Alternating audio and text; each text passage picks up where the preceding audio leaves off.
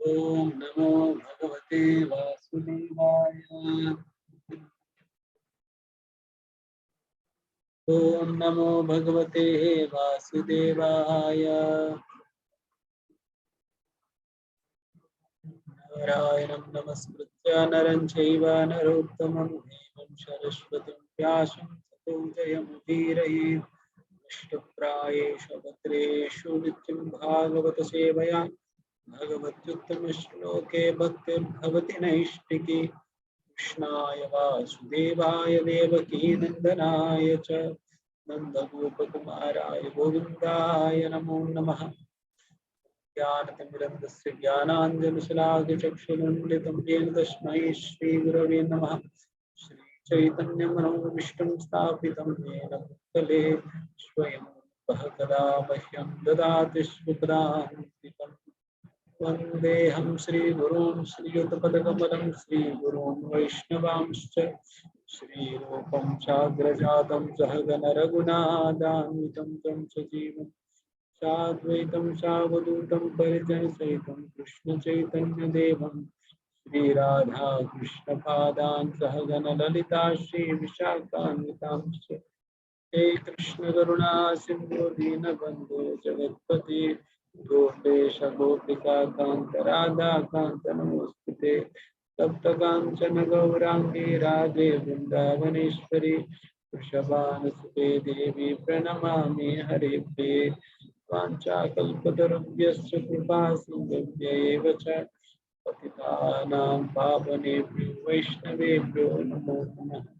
जय श्री कृष्ण चैतन्य प्रभु नित्यानंद श्री अद्वैत गदाधर श्रीवासदि गौर भक्तवृंद। हरे कृष्णा कृष्णा कृष्णा हरे हरे, हरे राम राम राम हरे हरे। नमो विष्णुदाय कृष्णपृष्ठाय भूतले श्रीमते भक्तिवेदांत स्वामिनिति नामिने। नमस्ते सारस्वती देवे गौरवाणी प्रचारिणे निर्विशेष शून्यवादिने।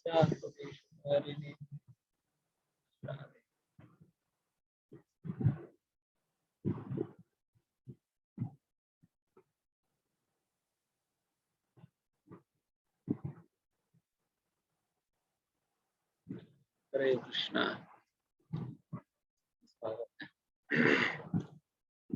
आज की कक्षा में सभी का स्वागत है और आज हम भागवतम पहला स्कंद 13वां अध्याय चर्चा करेंगे।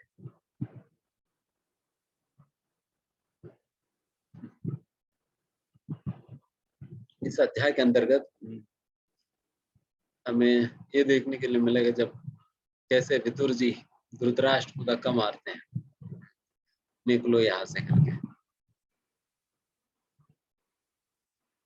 तो किस प्रकार से ये सारा कुछ होता है तो देखेंगे आज। अभी विदुर जी अभी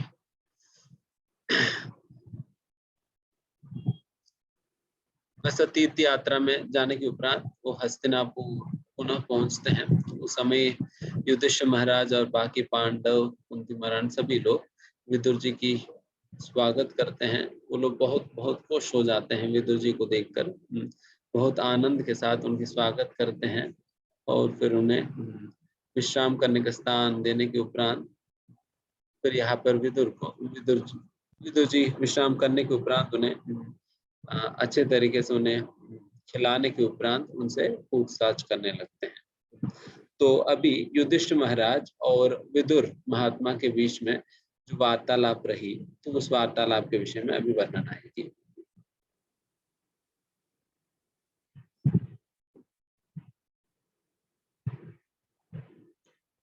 युधिष्ठिर उवाच अपि स्मरत नो युष्मत् पक्षछाया समेधितान् विपद्गणात् विषाज्ञाधेर्मोचिता यत् समात्रतः।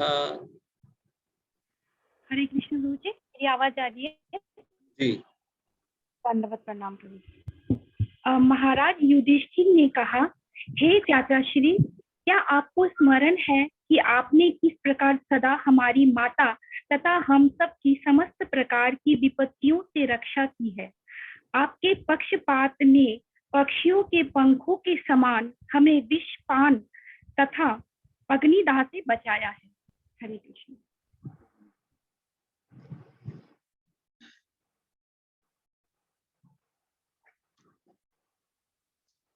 विदुर वैसा कौरवों के लिए भी और पांडवों के लिए भी, दोनों के लिए समान पद पर थे, बट फिर भी वो पांडवों का पक्ष लिया करते थे, क्योंकि उन्हें धृतराष्ट्र की योजना पता था कि धृतराष्ट्र किस प्रकार से इन सभी लोगों को मारने का प्रयास कर रहे हैं। उन लोगों को हटाकर वो सारा राज्य को दुर्योधन को सौंपने के लिए प्रयास कर रहे थे। तो ये सारा योजना उनको पता था।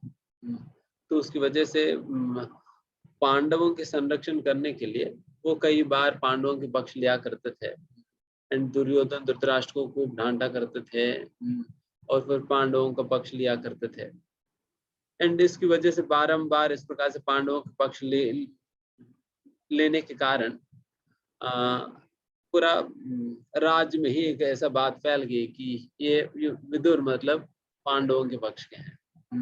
इस प्रकार की बात फैल गई, तो इसलिए मतलब वो दिखाते भी थे उसी प्रकार की, एक प्रकार की पक्षपात दिखाते थे। एंड ये बात सच भी था ही। एंड यहाँ पर इसलिए भी युधिष्ठिर महाराज स्वयं भी इस बात को कह रहे कि आप हमारे प्रति कुछ पक्षपात आप रखते थे। एंड इसी प्रकार के पक्षपात रखने के कारण ही तो वो पांडवों को अनेक प्रकार की विपत्तियों से रक्षा कर सका। जैसा भीमसेन को जब विष पिलाया जा रहा था, जब इन लोगों को लाक्षागृह में रखकर जलाने का प्रयास किया जा रहा था, हर बार विदुर महात्मा उनको कुछ न कुछ उपाय देकर किसी न किसी प्रकार से उनकी संरक्षण करने का प्रयास करते थे। तो उस प्रकार से विदुर की संरक्षण के कारण ये लोग बच पाए थे। हालांकि जो भी वरिष्ठ लोग हुआ करते थे उस राज्य के अंदर, जैसे भीष्म, विदुर महात्मा, ये दोनों, खासकर ये दोनों तो पांडवों को काफी फेवर करते थे, काफी मदद करते थे, बिकॉज उनके अंदर एक प्रकार की विचार तो था ही कि इनके पिताजी गुजर गए हैं, फिर इनकी कोई और संरक्षण करने वाला नहीं है, केवल माता ही अकेला है। एंड ऊपर से धृतराष्ट्र भी इन लोगों को मारने का खूब प्रयास कर रहे हैं, वैसे परिस्थितियों में इनकी रक्षा कौन करेगा करके एक प्रकार की सॉफ्ट कॉर्नर था उन लोगों में। तो इसलिए वो सॉफ्ट कॉर्नर की वजह से तो फिर ये विदुर जी और भीष्म, ये दोनों खास करके पांडवों को संरक्षण करने के लिए हर प्रकार की व्यवस्था किया करते थे। एंड यहाँ पर इसलिए युधिष्ठिर महाराज उन्हीं सारे बातों को स्मरण करते हुए युधिष्ठिर महाराज कह रहे कि आपको स्मरण है कि आप कितने बार हमारी रक्षा किया। जिस प्रकार से एक पक्षी अपने पंखों से अपने बच्चों की रक्षा करती है, उसी प्रकार से उसी बात आपने हमारी रक्षा बारंबार आप करा। तो इस बात को लेकर युधिष्ठिर महाराज कृतज्ञता पूर्वक ये बात कह रहे हैं। तो ये महान लोगों के यही लक्षण है, जो उनके प्रति की गई छोटे से छोटा उपकार को भी कभी वो लोग भूलते नहीं है। This is the behaviour of great souls.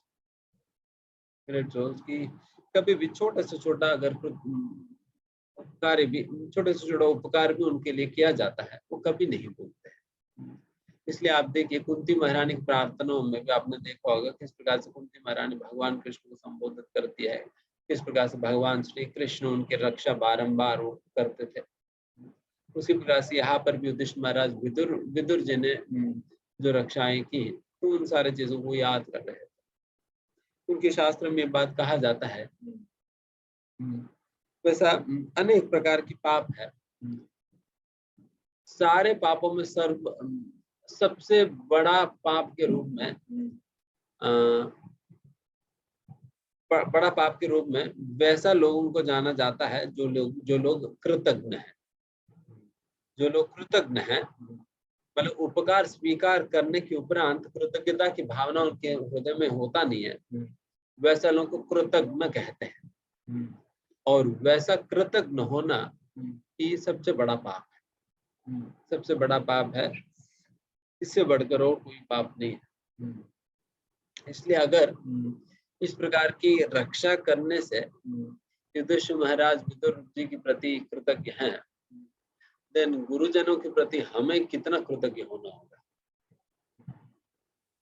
क्योंकि जब कोई हमारा शरीर की रक्षा करता है तो वो रक्षा तो चाहे वो कितना भी मतलब कितना रक्षा कर भी ले, इस जीवन के अंत में तो शरीर तो छूटना ही है, छूटना ही है।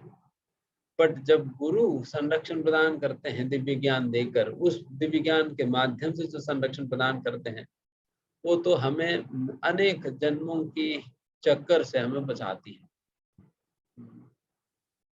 अनेक जन्मों के चक्कर से हमें बचाती है। तो यहाँ पर गुरु की संरक्षण it is spread over many life times, whereas the protection that is offered to the body is simply spread over this one lifetime.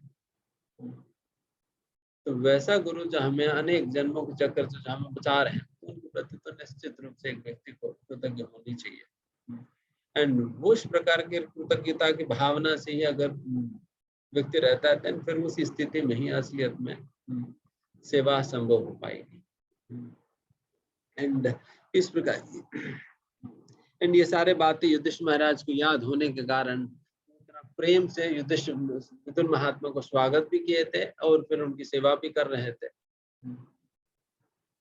वैसे आप देखेंगे युधिष्ठिर महाराज केवल वैसे ही लोगों का सेवा नहीं करते थे जो कि उनके लिए कोई ना कोई उपकार किया है, जो अपकार भी किया है उनका भी सेवा करते थे। तो ऐसा उदार हृदय का है युधिष्ठिर महाराज, तो उनके विषय में भी हम आगे पढ़ेंगे। और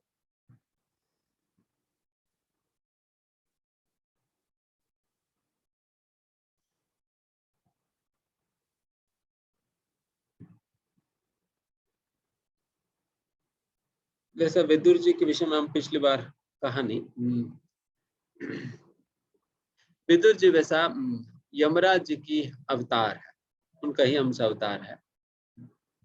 यमराज जी को इस प्रकार से प्रकट होने के पीछे एक छोटी सी कथा आती है। एक समय पर एक मंडूक मुनि करके एक बहुत ही महान मुनि हुआ करते थे।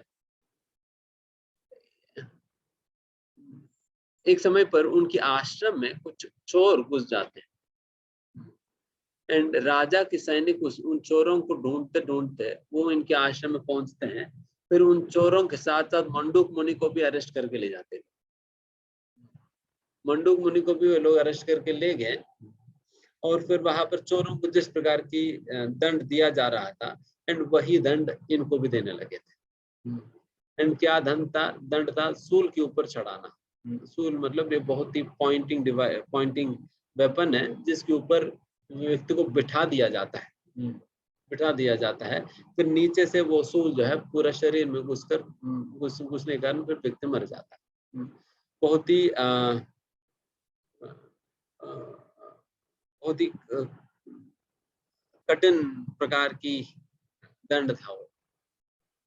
और इस प्रकार से सूल पे जब मंडूक मुनि को चढ़ाने जा रहे या लगभग चढ़ाई गई थी, तो उसी समय राजा को पता चलता है कि ये मंडूक मुनि महान मंडूक मुनि हैं, उनको इस प्रकार सूल के ऊपर चढ़ाने जा रहे करके फिर तुरंत राजा और फिर अपना सैनिकों को लेकर फिर वहां पर पहुंचते, फिर तुरंत मंडूक मुनि वहां से उठाते। देन फिर मंडूक मुनि कहते हैं कि ठीक है राजा, मैं समझता हूँ कि आपकी ओर से गलती हुआ, बट इस प्रकार की दंड मुझे क्यों देना पड़ रहे हैं, तो इसके पीछे कुछ ना कुछ कारण रहा होगा। मैं यमराज जी से पूछता हूँ क्या हुआ। तो फिर यमराज जी के पास चले जाते हैं मंडूक मुनि। फिर यमराज जी से पूछते हैं कि देखो इतना बड़ा दंड मुझे क्यों मिल रही है, मैंने कौन सा ऐसा गलती किया जिसकी वजह से मुझे इस प्रकार के दंड दिया जा रहा है। फिर यमराज जी कहते हैं कि आप बचपन में एक चींटी को, एक छोटा सा कीड़ा को आपने कुछ सुई उसके अंदर आपने घुसा दिया, तो उसका फलस्वरूप आपको इस प्रकार के दंड दिया जा रहा है। अब सोचिए, एक छोटे से कीड़ा को बचपन में एक सुई को घुसाकर उनको मार दिया था, तो उसके फलस्वरूप उनको अभी इस प्रकार के दंड दिया जाता है। तुरंत मंडूक मुनि पूछा, अरे ये क्या बात बनता है, मैं तो उस समय तो छोटा बच्चा था, तो मुझे क्या पता होता है कि क्या सही क्या गलत है। वैसा अनजान स्थिति में मैंने जो ये इस प्रकार की गलती किया, तो उसके लिए इस प्रकार की दंड देना तो उचित नहीं है। तो उस प्रकार की आपने सही निर्णय आप नहीं ले पाया, अब गलत प्रकार से मुझे आप दंडित कर रहे हो करके फिर तुरंत बंडूक मुनि उनको शाप दे दे कि तुम इस प्रकार से क्षत्रिय धर्म निभाने लायक नहीं हो, तुम शूद्र बन जाओ। शूद्र बन जाओ करके जब मंडूक मुनि उनको शाप दिए थे, तब यमराज जी को शुद्ध स्त्री की गर्भ से प्रकट पड़ा, पैदा होना पड़ा। तो उस प्रकार से विदुर जी के रूप में वही यमराज जी ही प्रकट हुए थे। तो आप देख सकते हैं कि श्री प्रभुपाद जी प्रवचन बता रहे थे कि उसी जिस प्रकार से यहाँ पर मंडूक मुनि को छोटा सा गलती के कारण उनको इस प्रकार की टफ पनिशमेंट झेलना पड़ा। देन उसी प्रकार से अगर हम कोई भी कार्य चाहे जाने अनजाने में हम कोई भी पाप कर रहे हैं, तो उसके लिए हमें जिम्मेदारी लेना ही पड़ता है। कोई ऐसा नहीं कह सकता है कि मैंने नहीं किया या अनजाने में हो गया, नहीं कह सकता। अगर आप चल भी रहे हैं, चलते चलते आपके पैरों के नीचे एक चींटी आकर धंस गई और मर गई, तो उसका भी जिम्मेदारी हमें उठाना पड़ेगा। प्रोफेसर क्लियरली उसमें बताते हैं, अगर एक छोटा सा चींटी भी अगर हमारे पैरों के नीचे आकर मर गई, तो उसे मारने की जिम्मेदारी हमें उठाना पड़ेगा। आप सोचो कि एक कीड़े को सुई से घुसाने की वजह से उनको सूंड के ऊपर चढ़ा दी, तो फिर हम कितने चींटियों को मारे थे अभी बचपन से अभी तक, पता नहीं कितने कीड़े मर गए। तो उन चीजों के ऊपर हमें जिम्मेदारी उठाना पड़ेगा। इसलिए जो भी व्यक्ति केवल अपने स्वार्थ के लिए इस दुनिया के अंतर्गत जीवन जीता है, उन्हें इन सारा पापों की जिम्मेदारी खुद ही उठाना होता है। अगर दूसरी ओर व्यक्ति अगर भगवान की सेवा में समर्पित होकर अपना जीवन बिताता है, so he being the servant of God and he leading a life as a representative, भगवान के प्रतिनिधि के रूप में, भगवान के सेवक के रूप में आप अपना वो जीवन बिताने के कारण अगर उनसे जाने अनजाने में इस प्रकार की कोई गलती हो भी जाए, उस प्रकार की पाप उनको नहीं लगता है, क्योंकि भगवान ने पहले ही कह दिया, अपिचेत सुदराचारो भजते माम अनन्य भक्त साधुर्य समन्तव्य सम्यक व्यवस्थितो। अगर एक्सीडेंटली अगर एक भक्त से बड़े पाप भी अगर हो जाए, फिर भी उन्हें मैं क्षमा कर दूंगा। यहाँ तक भी अगर ब्राह्मण को भी मार दिया उन्होंने, एक ब्राह्मण को भी मार दिया, वैसा ब्रह्म हत्या पातक से भी एक भक्त को मुक्त कर दिया जाएगी अगर वो सम्यक व्यवस्थित हो, अगर वो अपना भक्ति को सही ढंग से पालन कर रहे हो। बट यहाँ पर कंडीशन ये है कि वो एक्सीडेंटली अगर हुआ हो, तो अगर जानबूझकर कोल्ड ब्लडेड मर्डर अगर किया हो, तो देन फिर झेलना पड़ेगा। एंड उसी प्रकार से भगवान गीता की लास्ट में बताते हैं कि अहम त्वाम सर्व पापेभ्यो मोक्षयिष्यामि मा शुचः। आप चिंता करने की जरूरत नहीं, आप मुझे बस आप अपने आप को समर्पित करो मुझे। बाकी अगर वैसा समर्पित होने के बाद जिस प्रकार के आप मेरी सेवा में पूर्ण रूप से रत हो जाओगे, एंड उस दौरान आपसे अगर थोड़ा बहुत अगर पाप हो भी जाए, वो सारा पापों को धोने की जिम्मेदारी तो मैं लेता हूँ। तो इस प्रकार से भगवान तो सारे पापों को धो देंगे। बट अगर if we stop living for our own selves and we start living for Krishna, जब कृष्ण के लिए जिएंगे और अपने लिए और अपने स्वार्थ के लिए जीना बंद कर देंगे, देन फिर इस प्रकार की बातें हमारे ऊपर लागू हो सकता है।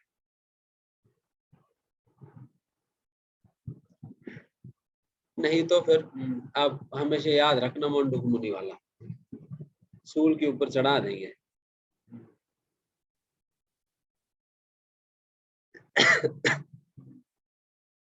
और आप कितना भी प्रयास करो, कितने पापों से बच जाएंगे। खाना तो खाना ही पड़ेगा, पानी तो पीना पड़ेगा, चलना तो पड़ेगा, आप कितना भी बैठ जाए, आप हिलना तो पड़ेगा ही। हिलते वक्त, डुलते वक्त, सांस लेते वक्त तो कहीं ना कहीं कीड़े तो मर ही जाएंगे। तो one can not save himself from committing sin. इस दुनिया के अंतर्गत रहते हुए पाप से अपने आप को बचाना बहुत मुश्किल है। पाप करने से अपने आप को बचाना बहुत मुश्किल है। तो उनको इस दुनिया में आने के बाद उनसे मतलब वो तो ऑटोमेटिकली पाप कर ही ले, और पाप का मतलब फिर दुख आएगा ही जीवन। इसलिए बुद्धिमानी का कार्य यही है कि पहले से हम उस प्रकार का जीवन बिताएं जिससे अगर पाप लगे ही ना, पाप लगे ना।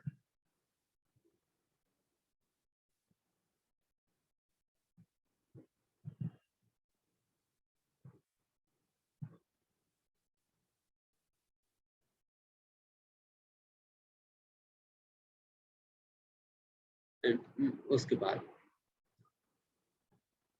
कया वृत्त्या वर्तितं वश चरद्भीक्षिति मंडलम तीर्थानि क्षेत्र मुख्यानि सेवितानि ह भूतले। पृथ्वी पर विचरण करते हुए आपने अपनी जीविका कैसे चलाई? आपने किन किन पवित्र स्थलों तथा तीर्थ स्थानों पर सेवा की?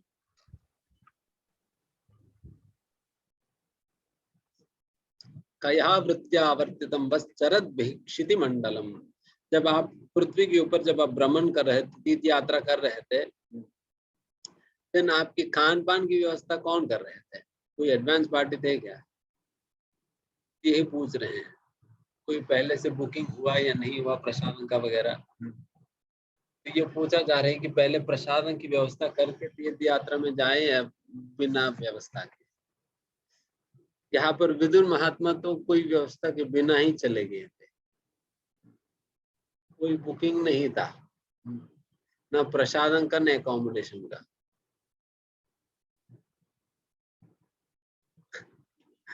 न प्रसादन का भी कोई बुकिंग नहीं, ना अकोमोडेशन कोई बुकिंग नहीं, वो वैसे ही चल पड़े थे।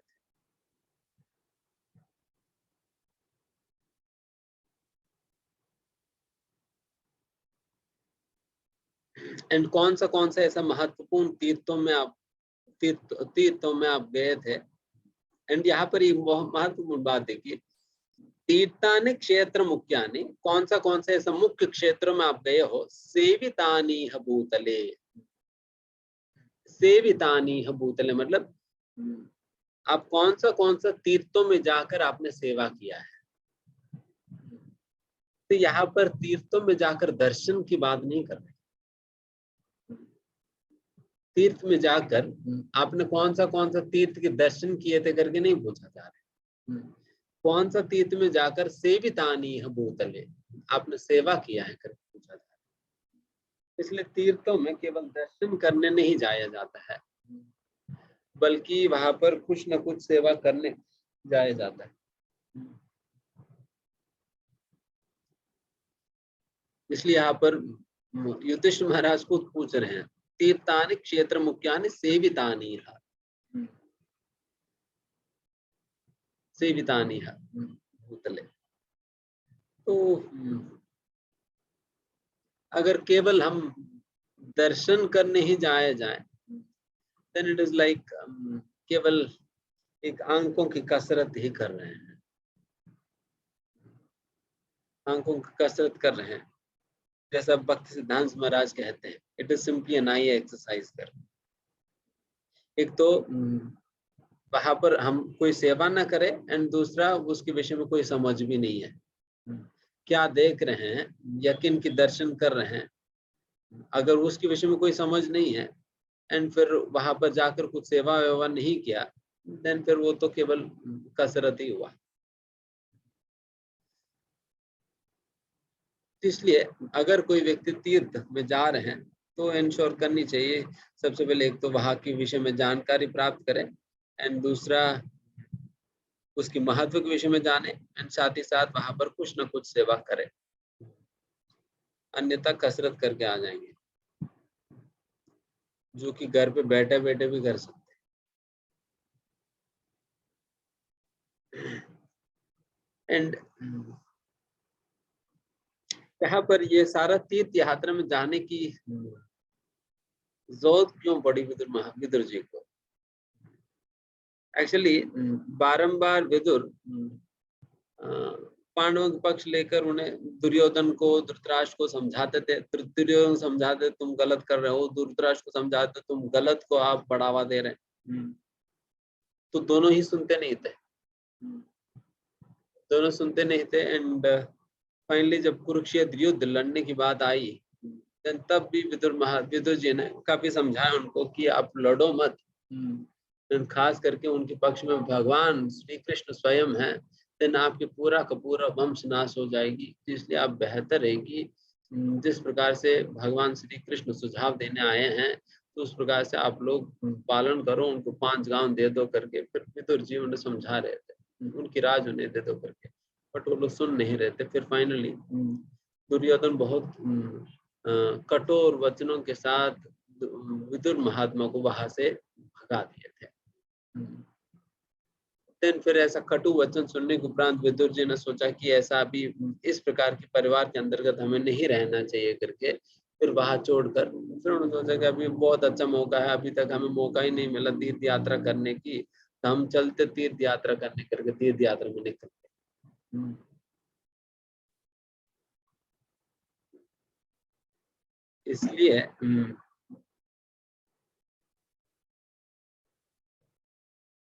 इसलिए भगवान कई बार ना, अगर कोई अपने से निकल नहीं पा रहे हैं, तो भगवान कुछ ना कुछ ऐसा परिस्थिति बनाकर धक्का मारते हैं। ठीक है बेटा, तुम अगर निकल नहीं पा रहा तो मैं पीछे से धक्का मारता हूँ, फिर कुछ ना कुछ ऐसा परिस्थिति बना देंगे। दुर्योधन पहले भी तो समझाते थे ना विदुर जी, बट इसी बार गाली दिए थे। और ऐसा गाली दिया कि विदुर ने सोचा कि अरे अभी छोड़ो, बस अभी बहुत हो गया, अभी निकलते हैं। तो निकल लेते। तो वैसे विदुर जी तो उस प्रकार के आसक्त पुरुष तो थे ही नहीं, वो पहले से ही भक्त थे। बट फिर भी यहाँ पर तो हम वो समझना चाहिए कि Vidur, how was he handling such a mentally disturbing situation. ऐसा मानसिक तौर पर विचलित करने वाला परिस्थिति को वो कैसे सामना कर रहे हैं। जैसा हमें कोई गाली देते हैं या हमारे विषय में कोई बुरा कहता है, देन हम कैसे रिएक्ट करेंगे और विदुर जी यहाँ पर कैसे रिएक्ट करेंगे, तो बहुत बड़ा व्यत्यास है। हम तो पलट कर गाली दे देंगे, अरे आप एक सुनाएंगे तो हम 2 सुनाएंगे, तो फिर हम पलट कर सुना देंगे। बट विदुर जी तो फिर पलट कर नहीं सुनाया, उन्होंने सोचा कि तो भगवान की माया शक्ति की, बहिरंगा शक्ति के प्रभाव के कारण दुर्योधन अभी मेरे साथ इस प्रकार की बुरा व्यवहार कर रहे हैं, इस प्रकार से कड़ू वचन मेरे से कह रहे हैं। ये भगवान की बहिरंगा शक्ति की प्रभाव के कारण उसकी एक इंस्ट्रूमेंट बनकर ये मेरे साथ इस प्रकार से व्यवहार कर रहे हैं। तो इसलिए इस प्रकार से समझने के कारण वो दुर्योधन के प्रति एक घृणा की भावना पैदा नहीं होने। अगर दुर्योधन इस प्रकार से कह रहे करके अगर मानेगा, तो फिर दुर्योधन के प्रति घृणा आएगी। अरे इन्होंने ऐसा मेरे को कैसे कह दिया, इनको पता नहीं कि मैं कौन हूँ। तो इस प्रकार से बात आने लगी। बट इन्होंने, विदुर जी ने ये नहीं माना कि दुर्योधन ने मेरे से इस प्रकार से कहा, बट उन्होंने इसी प्रकार सोचा कि ये तो भगवान की बहिरंग शक्ति का माध्यम बनकर मेरे से इस प्रकार से व्यवहार कर। इस प्रकार की मान्यता के कारण दुर्योधन के प्रति कभी घृणा नहीं आई। एंड दूसरा, वो इस प्रकार की घृणा की भावना से, द्वेष की भावना से रहित होने के कारण वो एक सही निर्णय ले पाया।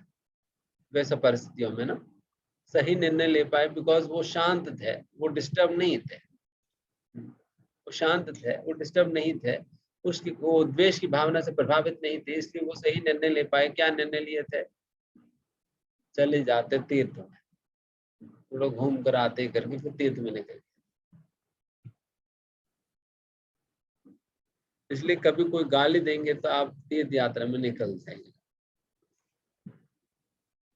ये हमारी परंपरा है।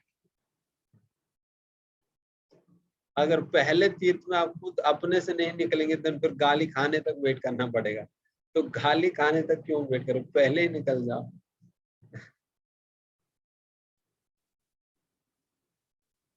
तो इस प्रकार से यहाँ पर विदुर जी का व्यवहार रहा।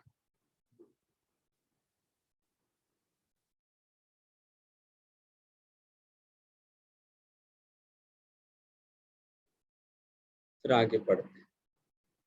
भवद्विदा भागवतास्तीर्थ भूत स्वयं विभो तीर्ति कुर्वन्ति तीर्थानि स्वान्तस्थेना गदाभृता। हे प्रभु, आप जैसे भक्त निश्चय ही साक्षात तीर्थ स्थान होते हैं। क्योंकि आप श्री भगवान को अपने हृदय में धारण किए रहते हैं, अतएव आप समस्त स्थानों को तीर्थ स्थानों में परिणत कर देते हैं। हरे कृष्ण।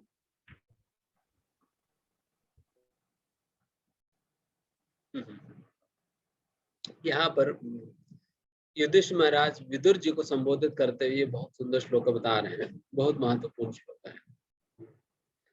इसमें कहते भवद विदा भागवतास, आप जैसा महान भक्त, भागवतास मतलब शुद्ध भक्तों को भागवत कहा जाता है। वैसा श्रील प्रभुपाद जी प्रवचन में बात कहते हैं कि कोई भी चीज जो भगवान से संबंधित है उसे भागवत कहा जाता है। कोई भी वस्तु चीज जो कोई भी उसे भागवत कहा जाता है। कोई भी वस्तु जो भगवान के साथ जिसकी संबंध है, सीधा संबंध है, उसे भागवत कहा जाता है।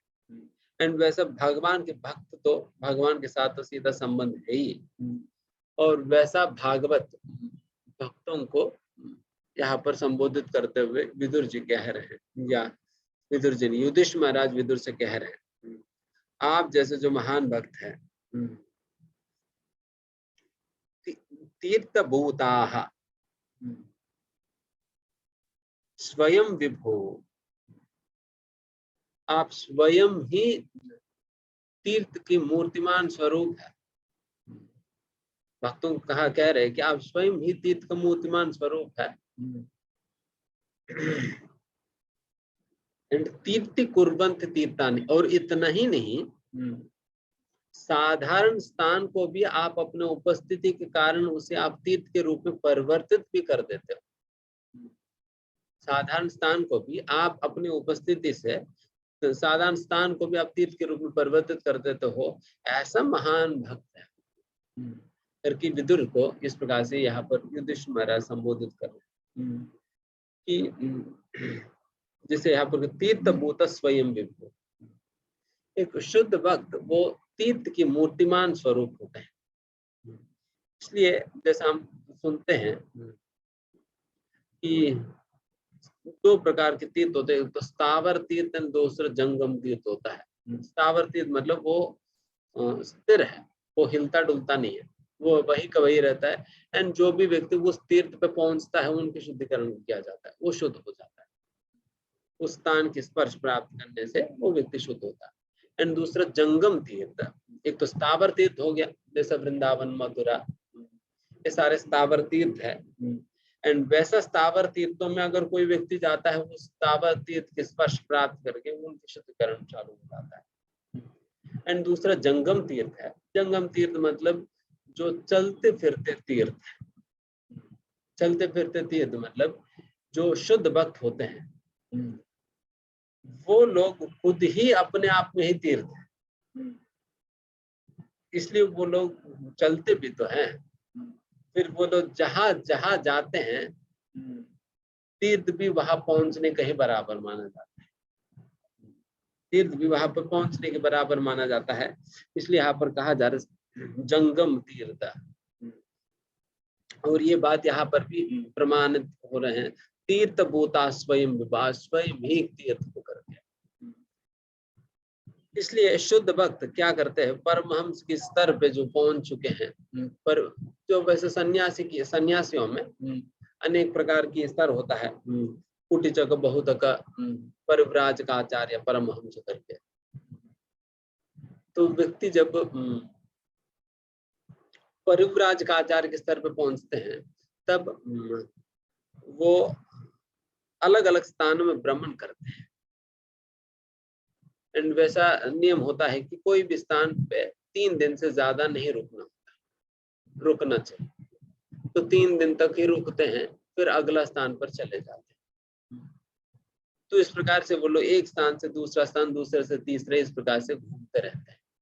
एंड फिर वो लोग जहां जहां पर भी जाते हैं वहां वहां पर उसे तीर्थ बना देते हैं अपनी उपस्थिति के कारण। तो यहाँ पर इस तात्पर्य के अंदर प्रभुपाद कहते हैं कि how does they transform a place into a pilgrimage. तीर्थ कुर्वन्त तीर्थानि, एक साधारण स्थान को तीर्थ कैसे बना देते हैं। They transform an ordinary place into pilgrimage on the basis of their actions. उनके कार्यों के आधार पर वो एक साधारण स्थान को तीर्थ बना देते हैं। उनकी फाइनली तीर्थ होता भी क्या है? तीर्थ वो स्थान है, या वृंदावन के विषय में अगर सोचो तो वृंदावन वो स्थान है जहां पर भगवान की प्रेम में सेवा किया जाता है, निस्वार्थ भावना के साथ अविरल रूप से भगवान की सेवा किया जाता है। एंड जहां जहां पर भी उस प्रकार की सेवा होती है वो तो वृंदावन ही है। एंड वो ये जो शुद्ध भक्त वो लोग क्या करते हैं, जहां जहां पर भी वो पहुंचते हैं वहां पर लविंग ट्रांसेंडेंटल डिवोशनल सर्विस, शुद्ध प्रेममय सेवा शुरू कर देते। शुद्ध प्रेम में सेवा शुरू कर देने के कारण फिर वो स्थान क्या होगी? वृंदावन बन गया, वृंदावन बन गया। एंड उसी आइडिया के साथ तो श्रील प्रभुपाद जी वो खुद स्थावर वृंदावन को छोड़कर अपने हृदय में वृंदावन को धारण करके जहां जहां पर भी वो गए थे वहां वहां पर आज के दिन वृंदावन का स्थापना कर ही दी है, वृंदावन की स्थापना कर दिए थे। जहां पर शुद्ध भक्त समाधि भी लेते हैं वो भी स्थान वृंदावन माना जाता है, जहां पर समाधि लेते हैं। इसलिए दक्षिण भारत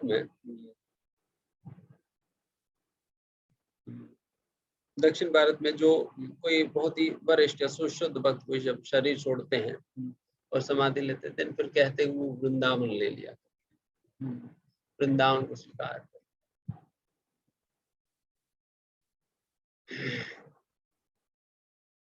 एंड जिस स्थान पर उनकी समाधि बना जाता है उसे वृंदावन होगा। जैसे आप उडुपी जाएंगे ना, उडुपी मंदिर में आप ऐसे कोई गए? उडुपी मंदिर में वहां पर मंदिर के प्रांगण में ही एक स्थान है वृंदावन करके। एंड उस स्थान में सारा आचार्यों की समाधियां है। वहां पर जो भी आचार्य उस उडुपी कृष्ण की सेवा की है उन सभी लोगों को समाधि वहां पर बनाई। उस स्थान का नाम ही वृंदावन। तो इस प्रकार से समाधि, तो उस प्रकार से ठीक है। एनीवेज जहां जहां पर भी एक शुद्ध भक्त पहुंचते हैं या जाते हैं उस स्थान को वृंदावन के रूप में परिवर्तित कर देते हैं वो अपने कार्यों के आधार पर। तो वो क्या करते हैं फिर वो खुद भी इस प्रकार से प्रेम में सेवा करते हैं और साथ ही साथ जैसे हम गाते हैं श्री विग्रहाराधन नित्यनाना श्रृंगार तन मंदिर माद्यनाद युक्तस्य भक्तान सनियुंजतो। अपने भक्तों को भी अपने शिष्यों को भी भगवान की सेवा में लगा देते हैं। उस प्रकार से लगा देने के कारण वो लोग भी वही वृंदावन का ही अनुभूति करते हैं। तो इस प्रकार से श्रील प्रभुपाद जी ने वृंदावन को या वैकुंठ को बिल्कुल व्याप्त कर दिया, बिल्कुल व्याप्त कर दिया। और अभी उसी प्रकार के वैकुंठा की एक्सटेंशन सेंटर से जगह जगह पर जहां जहां पर भी इस्कॉन के मंदिर है वो तो वैकुंठ ही है, वैकुंठ है। जहां पर कोई कुंठा नहीं है। कुंठा मतलब किसी प्रकार की एंजाइटी, कुंठा मतलब एंजाइटी होता है, एंजाइटी नहीं है। बट प्रश्न यही होता है कि फिर हम वैकुंठा में रहकर फिर कुंठा हमें क्यों होता है?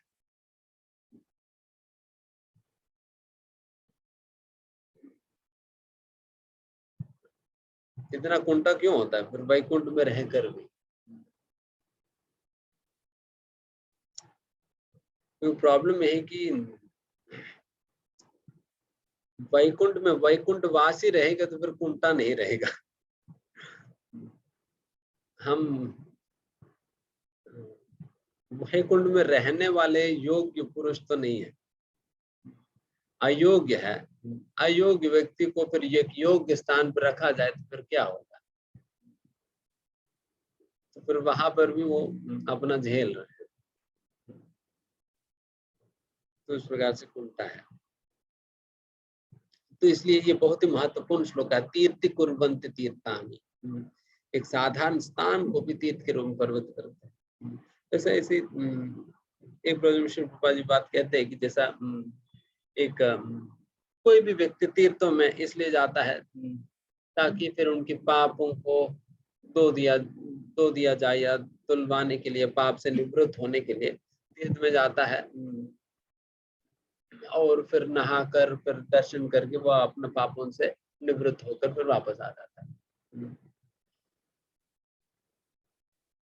एंड वैसा जो तीर्थ ऐसा पापी लोगों की पाप से बिल्कुल भर जाता है।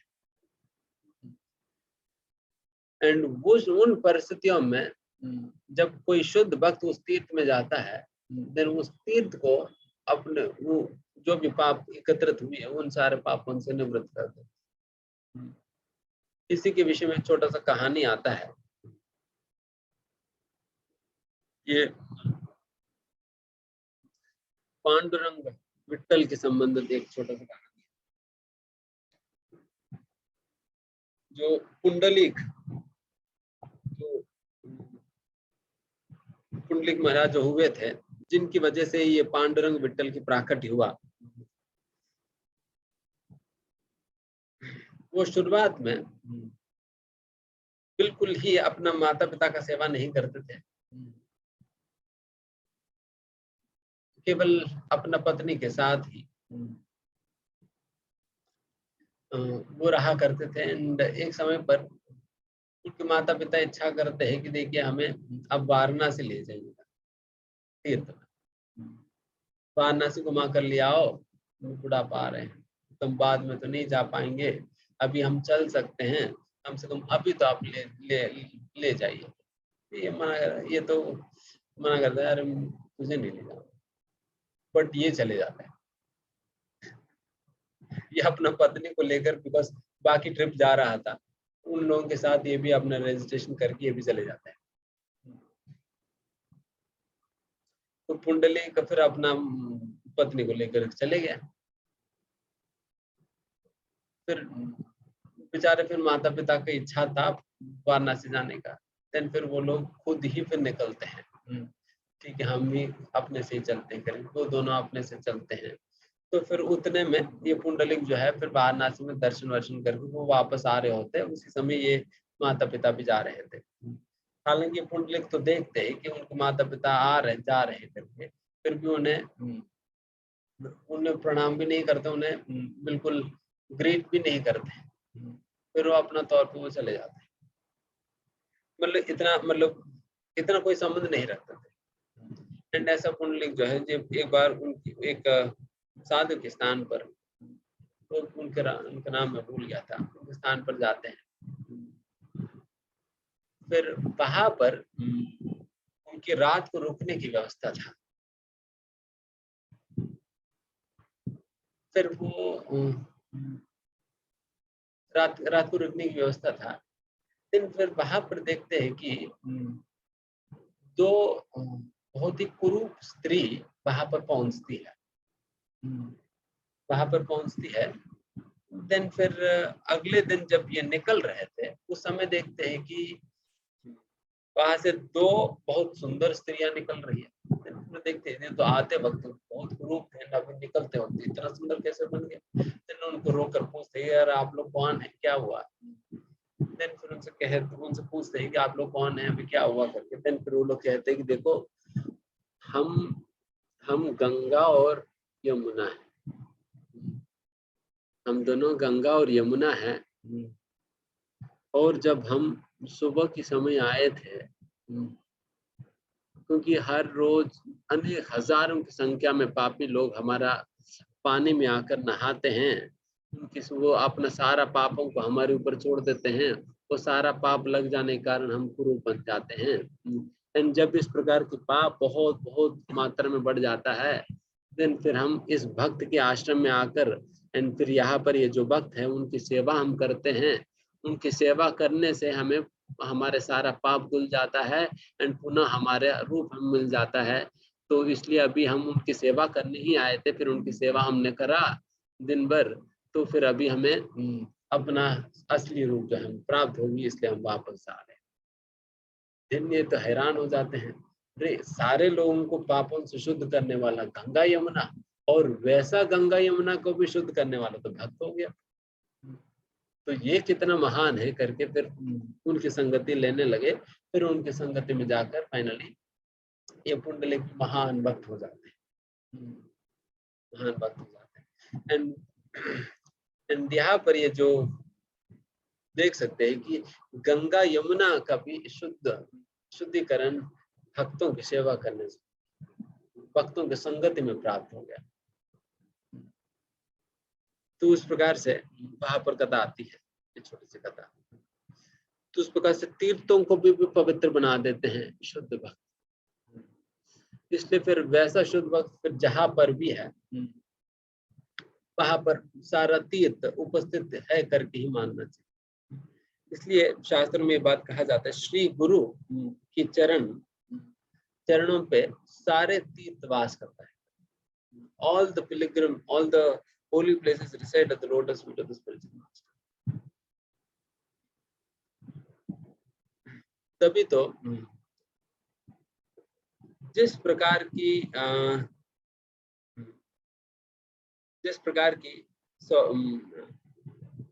बेनिफिट लाभ एक व्यक्ति को तीर्थ में भजन करने से प्राप्त होता है, उससे कई गुना, लाखों करोड़ों गुना लाभ एक भक्त को अपने गुरु के चरणों पर बैठकर भजन करने से कई लाखों गुना लाभ, उसका तो गिनती नहीं कितना गुना उतना लाभ प्राप्त होगा केवल एक शुद्ध भक्त के चरणों पर बैठकर भजन करने से, है ना। क्यों? क्योंकि शुद्ध भक्तों के ही चरणों पे सारा तीर्थ वास, या शुद्ध भक्त जहां पर भी रहते सारा तीर्थ वहां पर रहने की बराबर माना। तभी तो हम गुरु पूजा में गाते, गुरु वंदन में गाते हैं ना, सबसे पहला लाइन क्या है? केवल भक्ति सर्वम, that is the actual place of bhajan. एक व्यक्ति को भजन करने की स्थली तो कौन सा स्थल है? सबसे बेहतर स्थान श्री गुरु के चरण है। गुरु के चरण ही सबसे बढ़िया स्थान है अपना भजन करने के लिए, अपना साधन भजन करने, इससे और कोई उत्तम स्थान नहीं है। इसलिए जब भी मौका मिले हमें श्री गुरु के चरणों पर बैठकर हमें भजन करना चाहिए। इसलिए अगर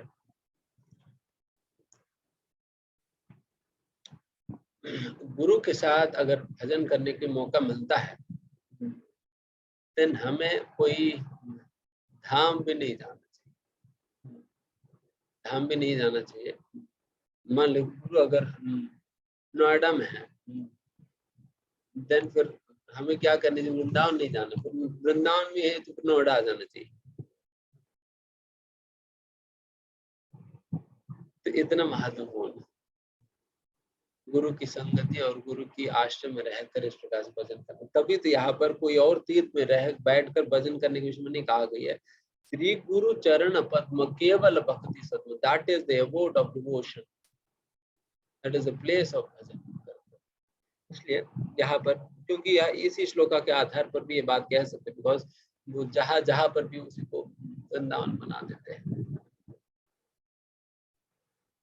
क्यों ऐसा वृंदावन बना देते? क्या कैसे बना पाते हैं? स्वांतः स्तेना, क्योंकि उनका हृदय में ही ये वृंदावन बसा हुआ है।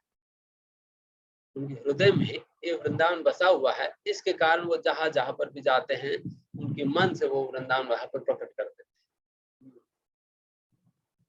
इसलिए अनेक प्रकार के जो वृंदावन है, अनेक प्रकार के वृंदावन में इस प्रकार से कहा जाता है कि एक तो भौम वृंदावन है, ये तो गोलोक वृंदावन है ही, जो परम व्योम में है, उसी को परम व्योम वृंदावन या गोलोक वृंदावन कहा जाता है।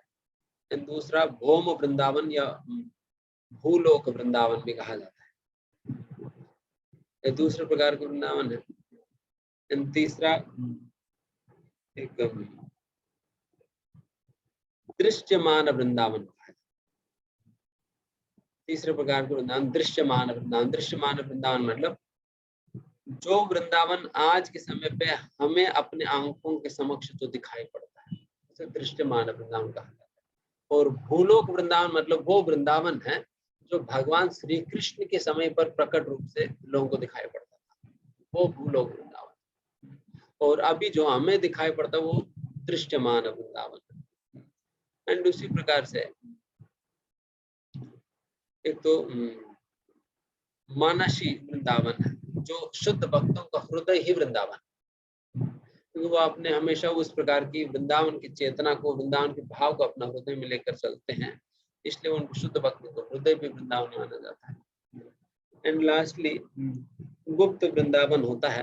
गुप्त वृंदावन मतलब कई स्थानों पर शुद्ध भक्तों के पास ऐसा शक्ति होता है, वो वृंदावन को वहां पर प्रकट कर सकते हैं।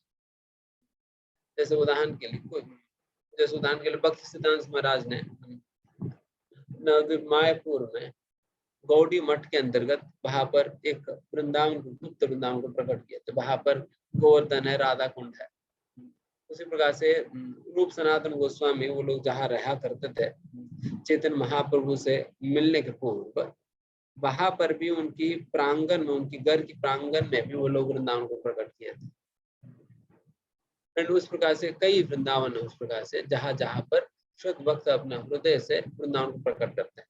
एंड वो वृंदावन भी जो एक्चुअल वृंदावन है उससे अभिन्न नहीं माना जाता, उससे अभिन्न माना जाता। तो इस प्रकार की वृंदावन है ये भी।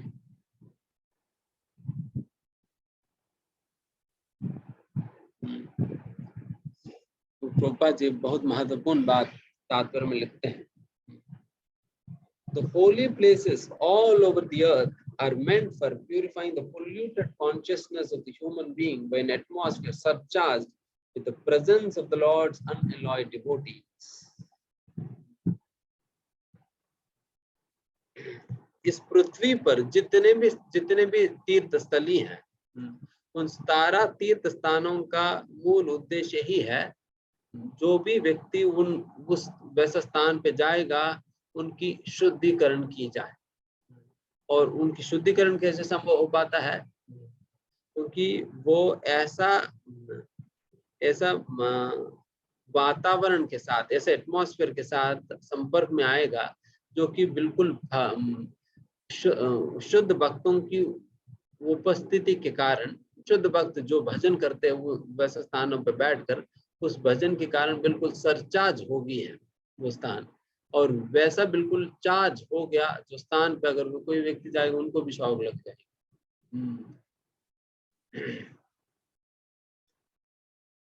इसलिए वहां पर उस तीर्थ स्थानों के अंतर्गत जो वाइब्रेशंस है, वो वाइब्रेशंस का मूल कारण तो शुद्ध भक्तों का भजन है। वहां पर एक न एक समय पर वहां पर कोई न कोई शुद्ध भक्त ने भजन किया है, उसके कारण उस प्रकार की हम अनुभव कर सकते हैं।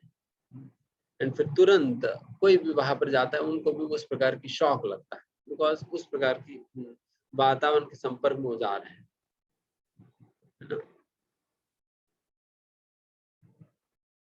इसलिए अगर हम भी जाएं तीर्थ में, हमें तीर्थ में घूमने नहीं जाते हैं, दर्शन कर सकते, वैसे कोई वो भी गलती तो नहीं है, बट वही एकमात्र ध्येय नहीं होना है, वही एकमात्र उद्देश्य के साथ तीर्थ में नहीं जाया जाता है। तीर्थ में जाने का मूल उद्देश्य ही है कि भक्तों से सुनना, भक्तों से सुनने के लिए जाया जाता है। अन्यथा दूसरे प्रकार की तीर्थ दर्शन, जो केवल दर्शन करके पानी में डुबकी लगाकर जो वापस आने वाले लोगों के विषय में कहा जाता है कि यद वायसम तीर्थम, जिस प्रकार से एक कौवा पानी में डुबकी लगाकर भाग जाती है, तो उसी प्रकार से लोग डुबकी लगाकर भागते हैं। तो वैसा भागने वाला कार्य नहीं। तो यहाँ पर भी तो भाग ही रहे हैं, यहाँ पर कौन सा बैठा हुआ है, यहाँ पर भी दौड़ में ही तो लगे हैं।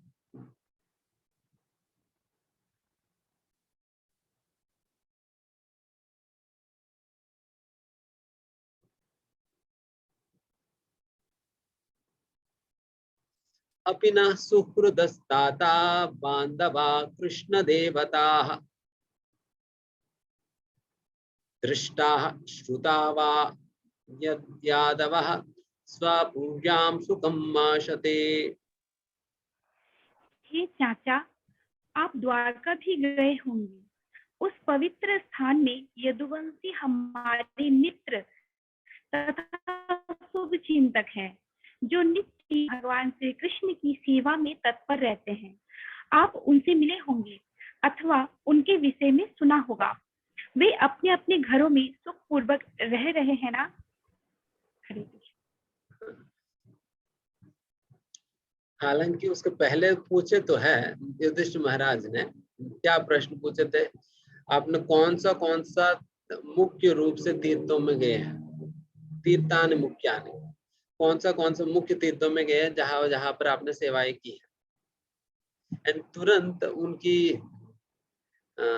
उनकी ऐसा आतुरता है, ऐसे ईगरनेस है द्वारका के विषय में, श्री कृष्ण के विषय में जानने के लिए, कि तुरंत उस प्रश्न के समाधान देने के पहले ही यहाँ पर युधिष्ठिर महाराज पूछ ले रहे कि आप निश्चित रूप से द्वारका तो गए होंगे, वहां पर सभी भक्त लोग के, सबसे पहले भक्तों के विषय में पूछ रहे हैं। सभी भक्त कैसे हैं जो कि हमेशा भगवान की सेवा में जो लगे रहते हैं, उन सभी भक्तों का कैसे हैं, उनके हाल कैसे हैं। फिर उसके उपरांत कृष्ण के विषय में पूछते, यादवों के विषय में पूछते हैं। यहाँ पर यही पूछ रहे हैं, है ना। एंड अभी बात यह है कि अपि न सुहृदस्ताता, ताता मतलब आप देखिए कई बार ये ताता शब्द, अगर किसी को भी बहुत ही वात्सल्यपूर्ण संबोधन करना होता है, संस्कृत में ताता शब्द का प्रयोग किया जाता है। कई बार छोटे बच्चों को भी ताता शब्द से संबोधित किया जाता है। एंड यहाँ पर विदुर जी के लिए भी यही शब्द का प्रयोग किया जा रहा है, ताता। मतलब ये उनकी वात्सल्यमय संबंध को सूचित किया जा रहा है। आप बिना सुहृदस्ताता,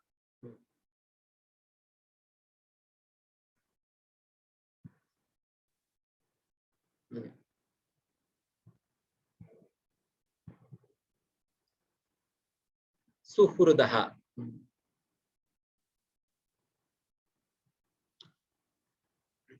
सुहृदः मतलब हृदय मतलब हृदय है, सु मतलब अच्छा,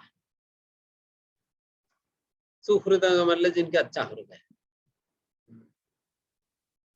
तो अच्छा हृदय वाला क्या करता है? अच्छा हृदय वाला अन्यों के विषय में अच्छा सोचता है। अच्छा हृदय वाला अन्यों के विषय में अच्छा सोचता है, भलाई सोचता है। दैट इज वाई यहाँ पर सुहृद मतलब जो व्यक्ति हमारी भलाई के विषय में सोचता है, तो उनको हमारे सुहृद कहा जाता है। उस प्रकार से सभी लोगों का सुहृद कौन है? कृष्ण है। सुहृदम सर्वदेहिनाम, सारा देहियों का, सारा जीवों का सुहृद एकमात्र भगवान श्री कृष्ण है, क्योंकि सभी का ही भलाई के लिए ही सोचते हैं। हम केवल हम जिन जिन लोगों को अपना मानते हैं उनका सुहृद बनते हैं। ये मेरा बेटा है, मेरा पति है, तो उस प्रकार से उनके लिए सुहृद बनते हैं, उनके लिए अच्छा सोचते हैं। बट उसकी वजह से बाकी लोगों के लिए नुकसान हो या जो कुछ भी हो, उसमें कोई मतलब नहीं होता हमें। हमारा प्लान तो बिल्कुल फोकस्ड है एक कम्युनिटी के लिए, एक परिवार के लिए, एक व्यक्ति के लिए, 2 लोगों के लिए बस। बट भगवान के केस में जब भगवान सुहृत होते, भगवान तो सभी के लिए सुहृत है। इसलिए हमारे कार्य या हमारे सोच विचार ऑल ऑस्पिशियस नहीं होते, बट भगवान की विचार और भगवान की प्लान ऑल ऑस्पिशियस होता है, सभी के लिए मंगलप्रद होता है भगवान की प्लान। इसलिए हमें अपने प्लान के अनुसार नहीं, भगवान का प्लान जो गुरु के द्वारा आ रहा है उसके अनुसार चलना चाहिए। भगवान की योजना जो गुरु के द्वारा जो हमें प्राप्त हो रही है उसके अनुसार हम अपना जीवन जीना चाहिए, ना कि अपने प्लान के अनुसार नहीं। हम तो अपना प्लान बनाएंगे अपनी इच्छा के हिसाब से। हम सोचेंगे ठीक है प्रभु जी, हम भक्ति के विषय में भी सोच सकते हैं कि हम इस प्रकार से करेंगे, उस प्रकार से करेंगे, बट उसमें केवल हम अपने अपने आप को ही फोकस में रखते हुए हम सोचते। बट गुरु और कृष्ण जब कोई सजेशन देते हैं, इंस्ट्रक्शन देते हैं, वो सभी लोगों को भलाई के विषय में सोचते हुए करते हैं। एक समय पर ऐसे ही हमारे गुरु महाराज के पास गए थे, तो फिर महाराज जी से हम डिस्कस कर रहे थे, महाराज फिर हम इस प्रकार से इतना माला कर रहे हैं, 30 प्रकार से कर रहे हैं, तो आपकी डायरेक्शन चाहिए, हमें किस प्रकार से आगे बढ़े। तो हमारी ये प्लान है भक्ति में, हमारी साधना किस प्रकार से बढ़ाने की, किस प्रकार से करने की। देन महाराज जी ने हमें समझाया, देखो अल्टीमेटली चाहे नाम जप हो, चाहे भजन हो, चाहे साधना हो, सारा चीजों को मूल लक्ष्य तो भगवान को प्रसन्न करना है ना। फिर हमने कहा हाँ महाराज जी वही तो है, भगवान को प्रसन्न करना ही सारा चीजों का मूल लक्ष्य है। जो भी साधना हम करते हैं, सेवा करते हैं, तो भगवान, आप माला करने से भगवान जितना प्रसन्न होते हैं, भगवान उतने ही प्रसन्न होंगे जब आप अन्यों से भी माला कराओगे। जब अन्यों से भी माला कराओगे तो भगवान उतने ही प्रसन्न होते हैं। तो अल्टीमेटली जब आपकी इंटरेस्ट भगवान की प्रसन्नता है, देन फिर हमें दोनों ही करनी चाहिए। हम भी माला कर रहे हैं और सामने वाला को बिठाकर उनसे भी माला कराएं। तो इसलिए प्रचार और साधना दोनों साथ साथ चलना चाहिए। ऐसा नहीं होनी चाहिए प्रचार ही प्रचार कर रहे और साधना नहीं कर रहे, और दूसरा भी नहीं होनी चाहिए कि केवल साधना कर रहे प्रचार नहीं कर रहे। कल एक प्रभुपाद जी का प्रवचन सुन रहे थे, उसमें प्रभुपाद जी कहते हैं, one who in the name of chanting sits all the time, sits at one place and chants, but does not go out and preach, will simply fall down. वो गिर जाएगा, क्योंकि उनको लग रहा है कि वो जप कर रहे करके, वो असलियत में होता नहीं है। बट सबसे बड़ा समस्या ये है कि जब करना हमारी लेवल की काम ही नहीं है, हमारा लेवल की काम ही नहीं, इसलिए कर नहीं पाते हम। क्योंकि ये परमहंसों के कार्य है श्रवण कीर्तन, क्योंकि ये तो भागवत विधि है, भागवत विधि परमहंसों के लिए होता है, श्रवण कीर्तन उनके लिए। वैसा हम उस लायक नहीं है, इसलिए हम कर नहीं पाएंगे।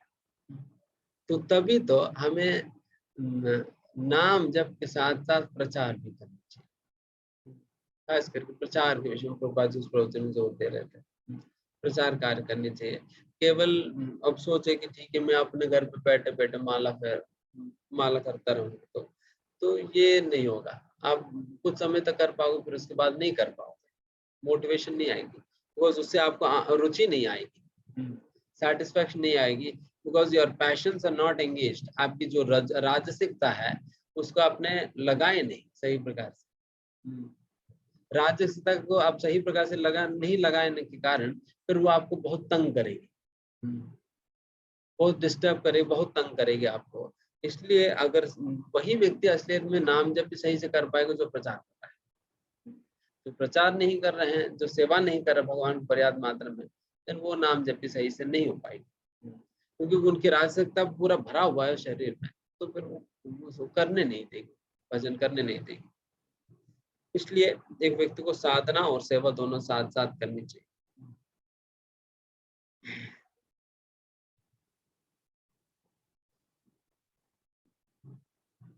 एंड यहाँ पर देखिए द्वारका के वासियों को युधिष्ठिर महाराज कौन से शब्द से संबोधित कर रहे हैं? कहते कि कृष्ण देवता। द्वारका के लोगों को कृष्ण देवता कह रहे हैं। कृष्ण देवता मतलब वो व्यक्ति है जो कि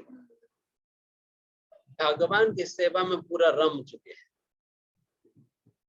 One is completely absorbed in serving the Lord is called Krishna देवता।